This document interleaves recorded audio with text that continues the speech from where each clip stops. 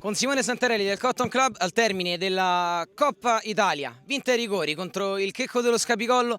Quando si vince ai rigori è giusto che a parlare sia il portiere, e come visto però in generale una gara strana giocata dal Cotton Club rispetto a quello che è stato forse il cammino nelle ultime partite di regular season. Era più difficile del solito segnarvi. Cosa non ha funzionato nel momento della rimonta del Checco? Poi siete stati bravi a riequilibrarla, ma cosa hai visto tu dalla porta che non è andato?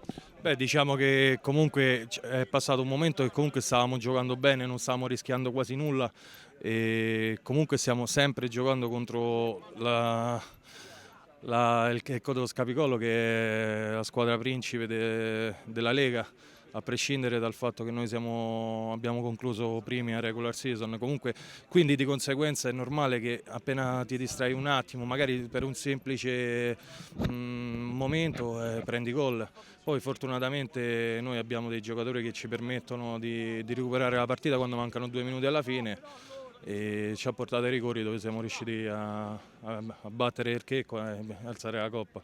E appunto, quei giocatori, ti riferivi alla doppietta di Mario Artistico, lui mancherà ad Alba Adriatica, ci saranno altri a sostituirlo, ma quanto può pesare secondo te un'assenza di un giocatore che comunque ha inventato due gol dal nulla, soprattutto quello che vi ha fatto giocare fino al momento del pareggio, dal secondo zero della partita in vantaggio per 1-0?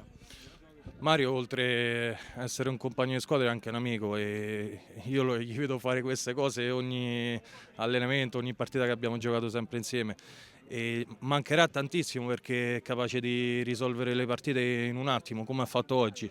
Però grazie al presidente Giuseppe Pucci oggi avevamo le Fevere e Forcino in panchina, che penso che nessun'altra squadra può avere, addirittura non uno ma due giocatori di quel calibro in panchina.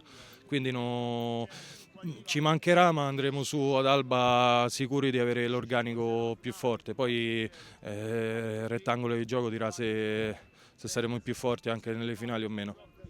Rettangolo di gioco che vi vedrà impegnati contro la Venere in bikini nella semifinale, la squadra insieme al Checco che va messo forse più in difficoltà. Come immagini la sfida ad Alba contro comunque i giocatori della Venere in bikini che arrivano con l'etichetta di mina vacante o squadra spensierata, ma che sogna comunque di prendersi una grande rivincita? Sì, ma loro non hanno niente da perdere, no? Perché comunque non partono con i favori del pronostico, ma diciamo proprio dal fatto di essere arrivati ad Alba, perché avevano cambiato tutto a metà campionato. Però hanno dei giocatori fortissimi e hanno un gioco che ci mette, mette a noi in difficoltà, mette tutte le squadre in difficoltà, quindi sarà uno scontro vero. Ma noi non abbiamo comunque paura di nessuno e li aspetteremo e vedremo se confermeremo quello che abbiamo fatto in campionato e in Coppa, quando siamo riusciti a batterli tutte e due le volte.